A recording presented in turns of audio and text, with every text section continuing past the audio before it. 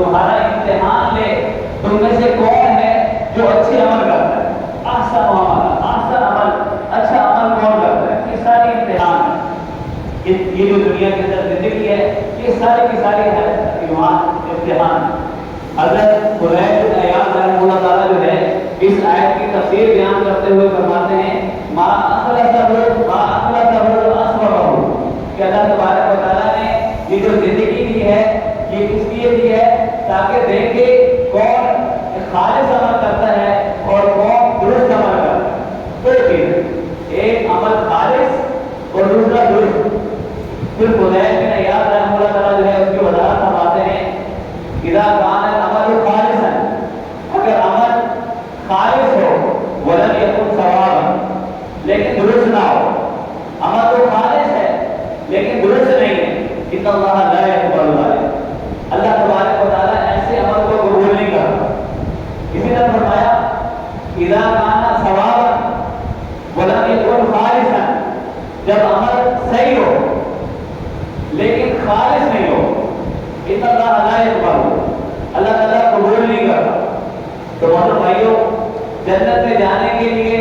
سب سے بڑا جو ذریعہ ہے وہ ہماری نیکیاں ہیں، ہمارے نیک اعمال ہیں. اللہ تعالیٰ نے جہاں بھی ایمان کا ذکر کیا ہے، ایمان کے ساتھ ساتھ عمل صالح کا ذکر کیا ہے. جس طرح ایمان لانا ضروری ہے اس طرح عمل صالح ضروری ہے. اور عمل صالح کی قبولیت کے لیے جو ہے محترم بھائیوں اس آیت مبارکہ میں دو شرطیں بیان کی گئی ہیں. ایک کہ عمل جو ہے کیا ہونا چاہیے؟ خالص ہونا چاہیے. دوسرا درست ہونا چاہیے.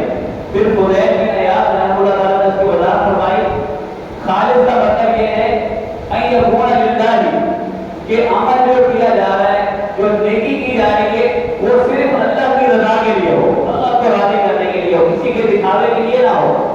حدیث مبارکہ میں آتا ہے اللہ تبارک و تعالیٰ فرماتے ہیں ان اللہ اغنی الشرکاء عن الشرک، اللہ تبارک و تعالیٰ فرماتے ہیں جب بندہ میرے ساتھ شریک بناتا ہے، جب عمل جو ہے میرے لیے بھی کرتا ہے اور دوسروں کو راضی کرنے کے لیے بھی کرتا ہے، اللہ بھی راضی ہو جائے، قرآن بھی راضی ہو جائے، اللہ تعالیٰ فرماتا ہے میں ایسے عمل سے بری ہو جاتا ہوں، مجھے ایسے عمل کی ضرورت نہیں. تو عمل کے لیے جو ہے سب سے ضروری جو شرط ہے وہ اخلاص ہے. اگر خالص اللہ کے لیے عمل ہے تو اللہ تعالیٰ کی بارگاہ میں قبول ہوگا، ورنہ اللہ کی بارگاہ میں قبول نہیں ہوگا. اور دوسرا درست کا معنی یہ ہے کہ اللہ کے نبی علیہ الصلوۃ والسلام کی سنت کے مطابق ہو. یہ دو چیزیں کسی بھی عمل کے اندر اگر یہ دو چیزیں ہوں گی تو عمل اللہ تعالیٰ کی بارگاہ میں قابل قبول ہوگا، ورنہ بڑے سے بڑے عمل کو منہ پر مار دیا جائے گا. عمل تو کیا، نیکی کی، عمرہ کیا، حج کیا، نمازیں پڑھی، روزے رکھے، نیکیاں کرتا رہا، پہاڑوں جیسے اعمال ہیں، شہادت ہے، لیکن اگر اخلاص نہیں ہے محترم بھائیوں عمل اللہ تعالیٰ کی بارگاہ میں قابل قبول نہیں ہے. اسی طرح اگر اللہ کے نبی علیہ الصلوۃ والسلام کی سنت اور طریقے کے مطابق نہیں ہے، اگر کہ اخلاص بھی ہے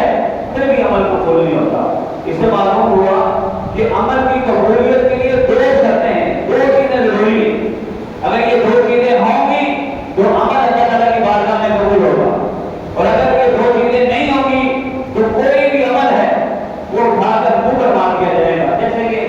جو اس خطبے میں انشاءاللہ جو ہے دلائل بیان کروں گا اس کے بعد واضح ہو جائے گی. ابن تیمیہ رحمہ اللہ فرماتے ہیں ان کا اخلاص الدین، بے شک دین میں جو اخلاص ہے، دین میں اخلاص جو ہے وہ الذی لا یقبل اللہ سواہ، دین میں اخلاص وہ عمل ہے جس کے علاوہ کوئی عمل اللہ تعالیٰ کی بارگاہ میں قابل قبول نہیں. اگر اخلاص ہے تو اللہ تعالیٰ کی بارگاہ میں عمل قبول ہے، اگر اخلاص نہیں ہے تو اللہ تبارک و تعالیٰ کی بارگاہ میں عمل قبول نہیں. والذی بعث اللہ به الاولین والآخرین من الرسل، اور یہ اخلاص یہ وہ عظیم عمل ہے جس کے لیے اللہ تبارک و تعالیٰ نے حضرت نوح علیہ السلام کو مبعوث فرمایا. یہی وہ عظیم عمل ہے جس کے خاطر اللہ تبارک و تعالیٰ نے ابراہیم علیہ السلام کو رسالت کا تاج پہنایا. یہی وہ عظیم عمل ہے جس کی خاطر اللہ تبارک و تعالیٰ نے موسیٰ کلیم اللہ کو بھیجا. یہی وہ عمل ہے جس کے لیے اللہ تبارک و تعالیٰ نے عیسیٰ روح اللہ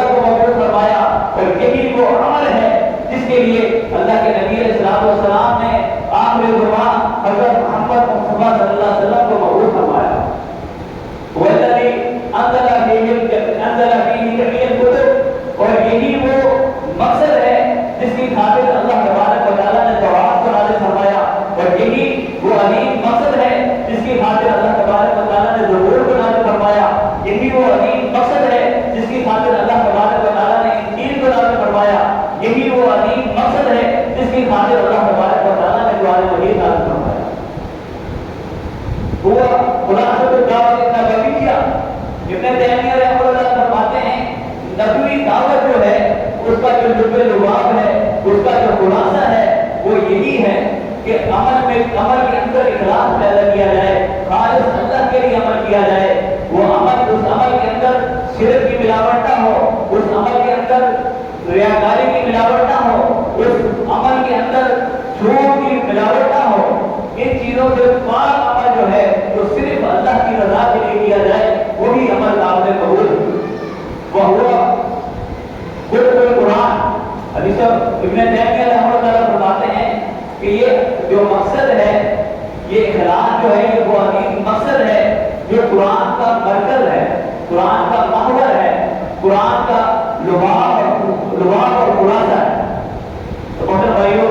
ابن قیم رحمہ اللہ فرماتے ہیں جو شخص عمل کو کرتا ہے، نیکیاں کر رہا ہے، نمازیں پڑھ رہا ہے، روزے رکھ رہا ہے، بہت نیکیاں کر رہا ہے، لیکن اس کے اندر اخلاص نہیں ہے، اس کی مثال ایسے ہے جیسے کوئی شخص سفر کے لیے جاتا ہے، اپنی سواریوں کے اوپر جو ہے ریت بھرتا ہے، اپنی سواریوں پر ریت بھر رہا ہے اور وہ لمبے سفر کے لیے جا رہا ہے، اور جب وہ اپنی منزل پر پہنچے گا اسے کچھ حاصل نہیں ہوگا، دیکھا وہ روڈ۔ تو اسی طرح جو ہے جو لوگ اخلاص کے بغیر اندر سے مخلص نہیں ہے، اندر خرابی ہے، جتنی بھی نیکی کرتے ہیں زیادہ سے زیادہ شہادت ہے تو شہادت کو بھی منہ پر مار دیا جائے گا، اگر سخاوت ہے سخاوت کو بھی منہ پر مار دیا جائے گا، اگر اس کا تعلق قرآن پڑھنے پڑھانے سے ہے، تعلیم و تعلم سے ہے، اگر اخلاص نہیں ہے تو عمل کو جو ہے اس کے چہرے پر مار دیا جائے گا۔ تو محترم بھائیو، عمل کے لیے جو ہے یہ دو چیزیں ضروری ہیں۔ ایک شخص اللہ کے نبی صلی اللہ علیہ وسلم کے پاس آیا،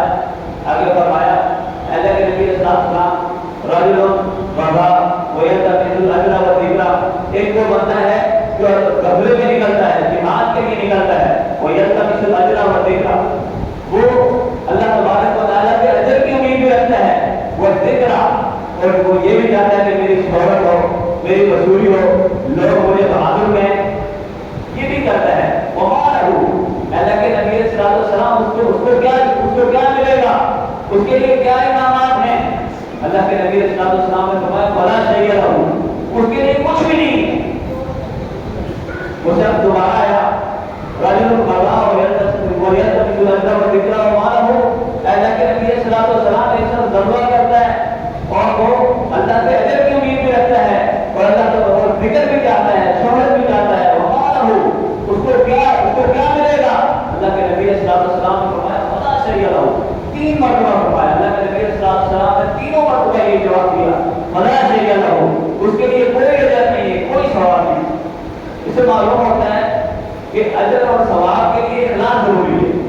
اگر اخلاص نہیں ہے تو بڑے سے بڑا عمل جو ہے ضائع اور رہ نہ جائے گا۔ عثمان رضی اللہ تعالیٰ عنہ فرماتے ہیں، حدیث مبارک ہے، اللہ کے نبی صلی اللہ علیہ وسلم سے بیان کرتے ہیں کہ میں نے اللہ کے نبی صلی اللہ علیہ وسلم سے سنا کہ اللہ کے نبی صلی اللہ علیہ وسلم فرما رہے تھے انی لعالم کلمۃ لو قال عبد مسلم، بے شک میں مجھے ایک کلمے کا پتہ ہے، نبی صلی اللہ علیہ وسلم نے فرمایا میں ایک کلمے کے بارے میں جانتا ہوں، اگر کوئی بھی مسلمان اس کو سچے دل کے ساتھ پڑھ لے، ایک کلمے کے بارے میں مجھے پتہ ہے، جو بھی مسلمان اس کو سچے دل کے ساتھ پڑھ لے، اس مسلمان کو جہنم پر حرام کر دیا جاتا ہے، اس مسلمان کو جہنم کی آگ نہیں چھوئے۔ حضرت عمر فاروق رضی اللہ عنہ اس مجلس میں موجود تھے، عمر رضی اللہ عنہ نے فرمایا اے عثمان مجھے بھی اس کلمے کا پتہ ہے، میں آپ کو بیان کر دیتا ہوں وہ کلمہ کون سا ہے۔ پھر فرمایا وہ کلمۃ الاخلاص، وہ کلمہ اخلاص ہے، الذی عرف اللہ بہا محمدا، وہ کلمہ جس کی وجہ سے اللہ تبارک و تعالیٰ نے محمد صلی اللہ علیہ وسلم کو عزت کے تاج پہنائے، ان کو نبوت اور رسالت سے نوازا، وہی کلمہ جس کی وجہ سے اللہ تبارک و تعالیٰ نے صحابہ کو عزت عطا فرمائی، ان کو مرتبے اور مقام اور بلندیاں عطا فرمائی، اور یہ کلمہ وہی ہے جس کلمے کو محمد صلی اللہ علیہ وسلم نے اپنے چچا ابو طالب کو پیش کیا تھا، میرے چچا جان اس کلمے کو لا الہ الا اللہ کو اپنے اپنی زبان سے جاری کر لیجیے، ایک مرتبہ یہ کلمہ پڑھ لیجیے، میں اللہ تبارک و تعالیٰ کے ہاں آپ کے لیے حجت قائم کروں گا۔ محترم بھائیو، یہ کلمہ اتنا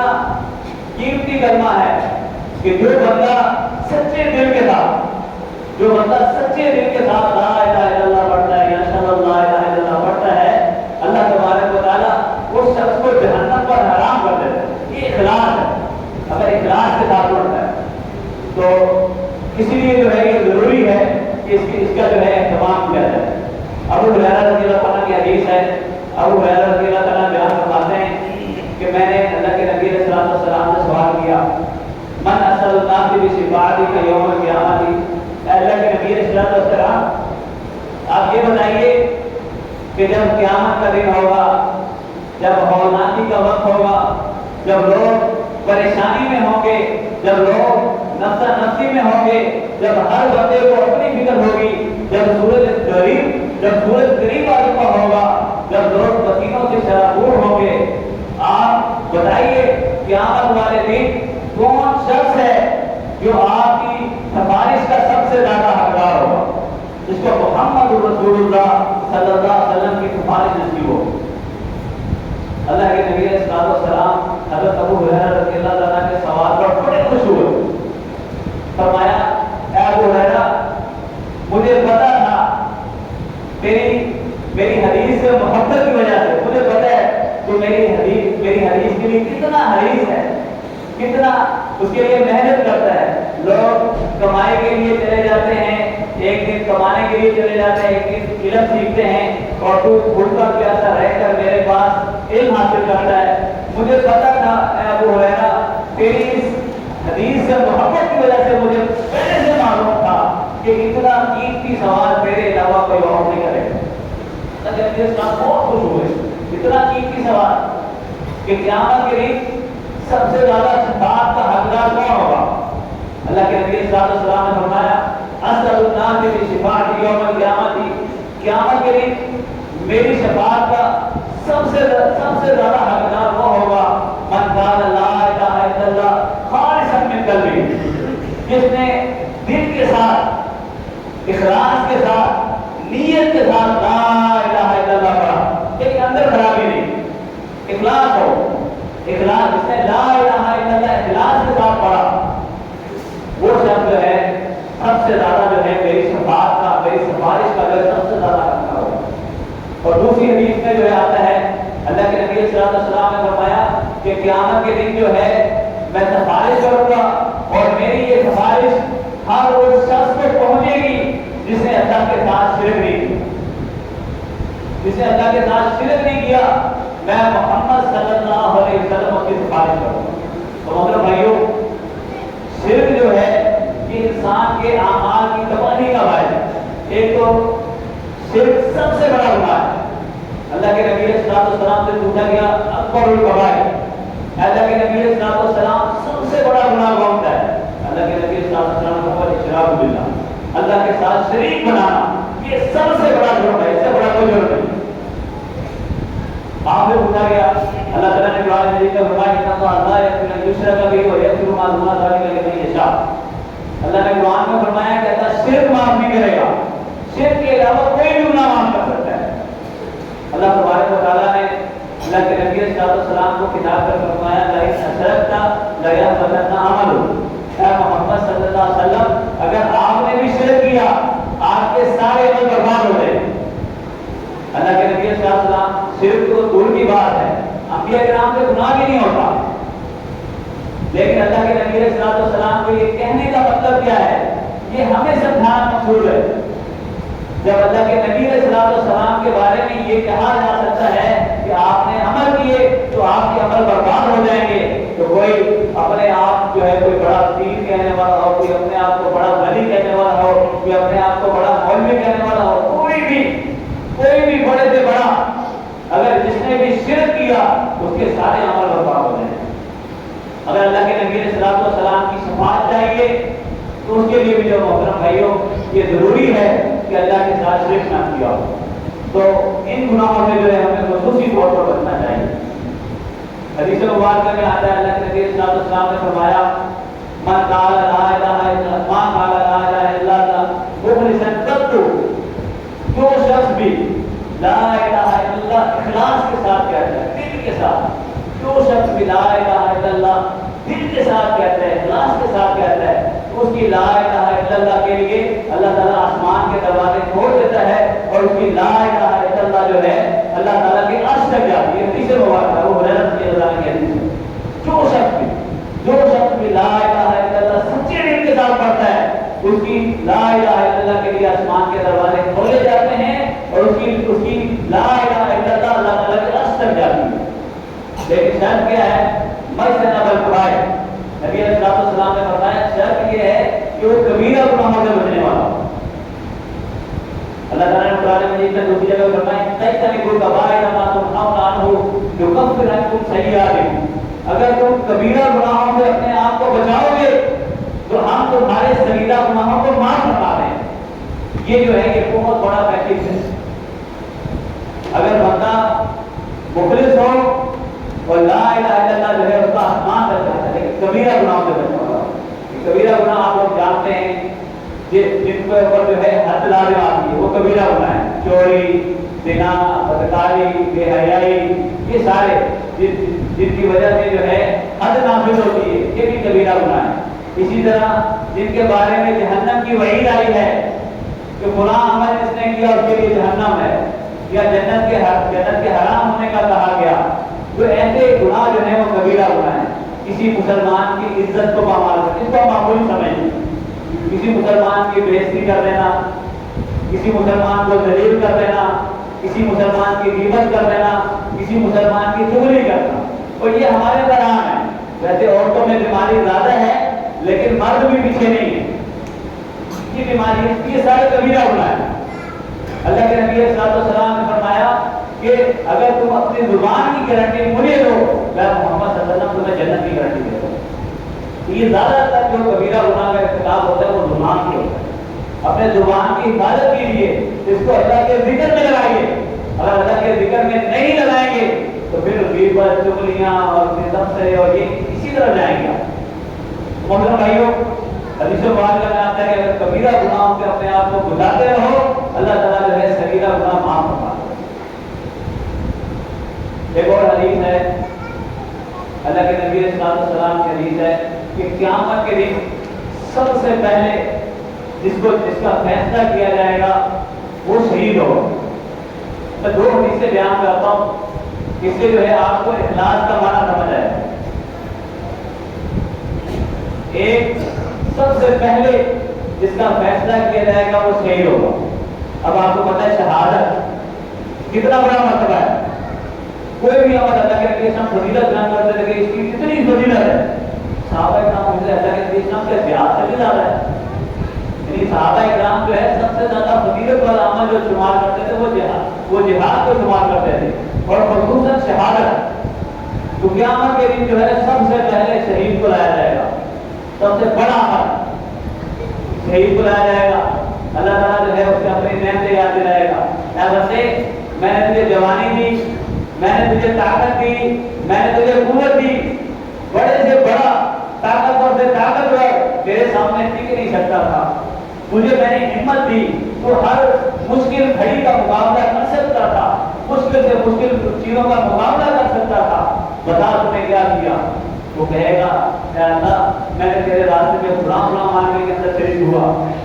تیرے لیے جو ہے میں نے فلاں فلاں مارکے میں شریک ہوا، میں نے فلاں کافر کو مارا، فلاں کافر کو مارا، اپنے کارنامے بتائے گا۔ اللہ تعالیٰ فرمائے گا غضب کا، اے بندے تو جھوٹ بول رہا ہے، تو سچا نہیں ہے، تو نے یہ کام اس لیے کیا تاکہ کہا جائے یہ بڑا بہادر ہے۔ دنیا کی شہرت چاہیے تھی، دنیا والے کہیں یار بہادر بندہ دیکھنا ہے اس کو دیکھ، یہ ضرور مثال ہے۔ تو نے شہرت کے لیے کیا تھا، تیری شہرت ہو گئی، اللہ تعالیٰ حکم دے گا اس کو گھسیٹ کر جہنم میں ڈال دیا جائے۔ یہ بہت سب سے بڑا عمل۔ اس کے بعد ایک عالم شخص کو لایا جائے گا جو تعلیم و تعلم سے وابستہ ہے، جس نے تعلیم حاصل کی، طالب علم بنا، استاد بنا، سکھایا، سیکھنے سکھانے کا عمل کیا، قرآن پڑھا، قاری بنا اور اس کے علاوہ جو ہے نیکی کے کاموں میں لگا، اسے بلایا جائے گا، اللہ تعالیٰ اپنی نعمتیں یاد دلائے گا، اے بندے تو ایسے غریب فقیر تھا، تجھے میں نے عزت دی، تیرے لوگ بڑے بڑے لوگ تیری عزت کیا کرتے تھے، تجھے مقام دیا کرتے تھے، تجھے دنیا میں بھی عزت دی، تجھے اتنا مقام دیا، بتا تم نے میرے لیے کیا کیا؟ کہ اللہ تیرے لیے ساری زندگی قربانیاں دیتے رہے، اتنے سال جو ہے مدرسے میں جو ہے جانے کھاتے رہے، اس کے بعد تیرے دین کی خاطر جو ہے ہم نے یہ قربانی دی، یہ قربانی دی، وہ قربانی اپنی بیان کرے گا، اللہ تعالیٰ کہے گا غضب کا تو جھوٹ بول رہا ہے، تیری بات غلط ہے تو جھوٹ بول رہا ہے، اللہ تعالیٰ حکم دے گا اسے گھسیٹ کر جہنم میں ڈال دے گا۔ کہ قیامت کے دن پہلے جو فیصلے ہیں، قیامت کے دن کے پہلے بات فیصلے، اس کے بعد سخی شخص کو لایا جائے گا جسے اللہ تعالیٰ نے ہر طرح کی نعمت سے نوازا ہوگا، اللہ تعالیٰ پوچھے گا بتا تو نے میرے لیے کیا کیا؟ وہ بتائے گا اللہ میں تو فلاں جگہ بھی مال خرچ کرتا رہا، میں نے فلاں جگہ پہ بھی مال خرچ کیا، معاملہ لوگوں میں مال خرچ کیا، اللہ کہے گا جھوٹ بول رہا ہے، تو نے اس لیے کیا کہ لوگ تیری مثال دیں، لوگ کہ یار سخی دیکھ رہے تو فلاں بندے کو دیکھو، فلاں بندہ بڑا دل والا ہے، فلاں بندہ بڑا سخاوت والا ہے، اس کے بعد جو بھی جائے خالی ہاتھ نہیں لوٹاتا، تو نے اس لیے کیا عمل، میرے لیے نہیں کیا، جا اس کے لیے کیا تھا وہ ہو گیا، اللہ تعالیٰ حکم دے گا اسے گھسیٹ کر جہنم میں ڈال دیا جائے گا۔ یہ ایک حدیث ہے، اس کے ساتھ ایک حدیث اور ملا لیجیے، حدیث مبارکہ میں آتا ہے قیامت کے دن اللہ تبارک و تعالیٰ کے ہاں ایک شخص کو پیش کیا جائے گا، بڑا گناہگار، بڑا سیاکار، گناہوں کے رجسٹر بھرے ہوں گے، حدیث مبارکہ میں آتا ہے کہ 99 رجسٹر جو ہے اس کے گناہوں سے بھرے ہوں گے، اس میں یہ لکھا ہوگا فلاں موقع پر اس نے یہ کام کیا، فلاں موقع پہ یہ کام کیا، اس کے جرائم کی لسٹ، اور حدیث مبارکہ میں آتا ہے کہ رجسٹر اتنا بڑا ہوگا کہ جہاں تک نظر اٹھاؤ رجسٹر نظر آئے گا، اتنا بڑا تا حد نگاہ اتنا بڑا رجسٹر، اور پھر وہ ایک نہیں ہوگا 99 رجسٹر بڑے بڑے، اس کے اندر کیا ہے؟ اس کے اعمال، اس کے کرتوت، اس کی کوتاہیاں، اس کی نافرمانیاں، بڑے بڑے رجسٹر۔ اللہ تبارک و تعالیٰ پوچھے گا اے بندے کیا میرے فرشتوں نے کوئی غلطی تو نہیں کر دی؟ کیا میرے فرشتوں نے مجھ پر کوئی زیادتی تو نہیں کر دی کہ کوئی نیکی جو ہے کوئی برائی تو نے نہ کی ہو اور میرے فرشتوں نے لکھ دی ہو؟ وہ کہے گا نہیں اللہ ایسی کوئی بات نہیں۔ پھر اللہ تبارک و تعالیٰ پوچھے گا بتا کوئی ہنر ہے تو پیش کر، کوئی نیکی ہے تو پیش کر۔ حدیث مبارکہ میں آتا ہے جب اللہ تبارک و تعالیٰ یہ سوال کرے گا وہ پریشان ہو جائے گا، پریشان سٹ بڑا رہے گا، پریشانی کے اندر جیسے بندے کی سیٹی گم ہو جاتی ہے اس طرح جو ہے پریشان ہو جائے گا۔ پھر اللہ تعالیٰ کہے گا اے میرے فرشتوں تلاش کرو کوئی نیکی شاید کوئی اس کی نیکی ہو، تو تلاش کیا جائے گا، ایک پرچی آئے گی، ایک پرچی جس کے اوپر لا الہ الا اللہ لکھا ہو، ایک پرچی ملے گی لا الہ الا اللہ، کہیں گے اللہ یہ جو ہے یہ اس کی نیکی ہے، اللہ یہ نیکی ہے۔ اس کے بعد جو ہے وہ جب دیکھے گا وہ کہے گا کہاں یہ گناہ اور کہاں یہ چھوٹی سی پرچی، اس کا کیا مقابلہ؟ ایک پلڑے میں 99 رجسٹر ہیں، اس کے مقابلے میں ایک لا الہ الا اللہ، وہ کہے گا اس کا کیا مقابلہ کرنا۔ لیکن جب ترازو میں رکھا جائے گا تو لا الہ الا اللہ کا پلڑا بھاری ہو جائے گا اور وہ 99 رجسٹر اوپر ہو جائیں۔ تو محترم بھائیو آپ ان دونوں حدیثوں میں غور کرو، 3 بندوں کو جو ہے جو پیش کیا گیا، ان کا مقدمہ جو پیش کیا گیا، ان کے اندر جو ہے اعمال سب سے بڑے اعمال ہیں، لیکن کبھی کس لیے اخلاص نہیں۔ 3 بڑے بڑے اعمال لیکن کبھی کس لیے اخلاص، اور اس کے مقابلے میں جو ایک شخص جو ہے اس کے اندر اخلاص ہے، اس کا دل اندر سے صحیح ہے، اندر دل کے اندر خرابی نہیں ہے، تو ایک لا الہ الا اللہ جو ہے اللہ تبارک و تعالیٰ اللہ کے نام سے بھاری کوئی چیز نہیں ہے، لیکن شرط یہ کہ اخلاص ہونا چاہیے۔ تو اللہ سے دعا ہے کہ اللہ تبارک و تعالیٰ ہم کو مخلص ہونے کی توفیق عطا فرمائے اور زیادہ سے زیادہ اللہ کے راستے میں نیکیاں کمانے کی توفیق عطا فرمائے. سبحان ربک رب العزت عما یصفون و سلام علی المرسلین.